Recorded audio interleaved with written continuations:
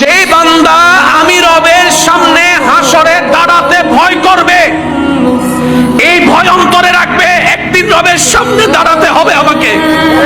কোন চেহারা নিয়ে রবের সামনে দাঁড়াবো, কোন মুখ নিয়ে ওই রবের সামনে দাঁড়াবো যিনি বিনা হিসাবে এত দান করেছেন আমাকে। সুবহানাল্লাহ।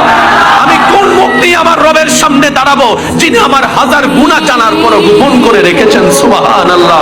আমি কোন মুখ নিয়ে আমার সেই রবের সামনে দাঁড়াবো যিনি হাইয়া আলাস সালাহ দিয়ে মুয়াজ্জিনকে দিয়ে হাজার বার ডাকিয়েছেন, কিন্তু আমি সাড়া দেওয়ার মতো দিতে পারিনি সাড়া, কিন্তু তিনি আমার রিজিক বন্ধ করে নাই। ওই রবের সামনে আমি কোন মুখ নিয়ে দাঁড়াবো, কোন মুখ নিয়ে দাঁড়াবো, এই চিন্তা, এই ভয় যার অন্তরে থাকবে, আল্লাহ তাদের জন্য শুভ সংবাদ দিয়ে বলে ওয়ালিমান খাফা, যে ব্যক্তি ভয় করবে আমি রবের সামনে দাঁড়াতে লজ্জাবোধ করবে, আমি আল্লাহ খুশি হয়ে তাকে 2টা জান্নাত দান করব।